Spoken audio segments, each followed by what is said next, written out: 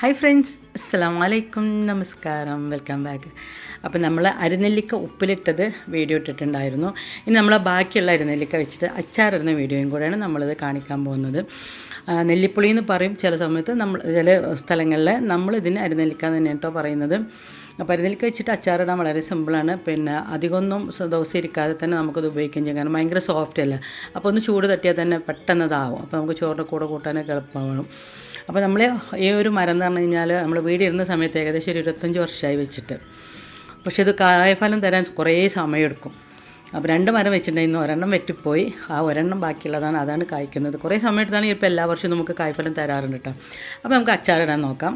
ഒരു കടായി നമ്മൾ സ്റ്റൗവിൽ വെച്ചിട്ടുണ്ട്. അതിലേക്ക് നമ്മൾ എണ്ണ ഒഴിച്ചു കൊടുത്തിട്ടുണ്ട്. ചൂടായി വരുമ്പോൾ 1/4 ടീസ്പൂണോളം കടുകും അതിൻ്റെ പകുതി ഉലുവ ഇട്ട് കൊടുത്തിട്ടുള്ളത്. പിന്നെ ചതച്ച് വെച്ചിട്ടുള്ള 1 ടീസ്പൂൺ വരുന്ന ഇഞ്ചി വെളുത്തുള്ളിയും പിന്നെ കുറച്ച് വെളുത്തുള്ളി ഓരോന്ന് 2 നമ്മൾ മുഴുവനായിട്ടുള്ളത് അതങ്ങനെ അതൊരു രസമാണിതിൽ. അതും ഒരു 2-3 പച്ചമുളക് വട്ടത്തിൽ അരിഞ്ഞിട്ടിട്ടുണ്ട്. പിന്നെ നല്ല ഫ്രഷ് കറിവേപ്പില നമ്മൾ വീട്ടിലുണ്ടായത് തന്നെയാണ്, അതും ഇട്ട് കൊടുത്തിട്ടുണ്ട്.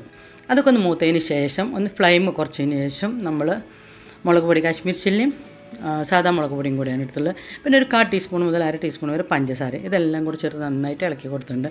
ഇനി നമ്മളതിലേക്ക് ആവശ്യമായിട്ടുള്ള ഉപ്പും കൂടി ഇട്ട് കൊടുത്തിട്ടുണ്ട്. അപ്പോൾ അതിൻ്റെ ആ റോ ടേസ്റ്റൊക്കെ ഒന്ന് മാറി വന്നതിന് ശേഷം നമ്മൾ കഴുകി വെച്ചിട്ടുള്ള നെല്ലിക്ക ഇട്ട് കൊടുക്കുക. കഴുകി വെച്ച് നന്നായിട്ടൊന്ന് തുടച്ചെടുക്കണം, വെള്ളത്തിൻ്റെ അംശമൊന്നും പെടാതിരിക്കാനായിട്ട്. എന്നിട്ട് വെച്ചിട്ട് ആ ഒരു ചട്ടിയുടെ ചൂട് മതി, ഫ്ലെയിം ഓഫ് ചെയ്തിട്ടാണ് നമ്മളിതൊക്കെ ഇട്ട് കൊടുക്കുന്നത്. പിന്നെ 1/2 ടീസ്പൂണോളം കായപ്പൊടിയും. ഉലുവപ്പൊടി നമ്മൾ ചേർക്കുന്നില്ല, ആദ്യം നമ്മൾ ഉലുവ പൊട്ടിച്ചിട്ടുണ്ടല്ലോ, അതുകൊണ്ട് തന്നെ. പിന്നെ അതൊന്ന് ഇളക്കി കഴിഞ്ഞതിന് ശേഷം നമ്മൾ വിനെഗർ ഇട്ട് ഒഴിച്ച് കൊടുക്കണം. വിനെഗർ ചേർത്തതിന് ശേഷം നന്നായിട്ട് നമുക്കത് ഇളക്കിയൊന്ന് മിക്സാക്കി വെക്കാം. നമ്മൾ ഉപ്പ് കുറവുണ്ടെങ്കിൽ ഉപ്പും, പിന്നെ എരിവ് നമ്മൾ അളവിനനുസരിച്ചിട്ടാണ് എരിവും മുളക് പൊടിയൊക്കെ നമ്മൾ ചേർക്കുന്നത്. നല്ല എരിവാണെങ്കിൽ നമ്മൾ കൂടുതൽ മുളക് പൊടി എടുക്കണം. അത് എന്നിട്ട് നമ്മൾ തണുത്തതിന് ശേഷം ഒരു ജാറിലാക്കി വെച്ച് കഴിഞ്ഞാൽ 1-2 ദിവസം കഴിയുമ്പോഴേക്കും നല്ല പാകവും. കാരണം അരിനെല്ലിക്ക നല്ല സോഫ്റ്റാണല്ലോ. അപ്പോൾ വീഡിയോ ഇഷ്ടമായി എന്ന് വിചാരിക്കുന്നത്.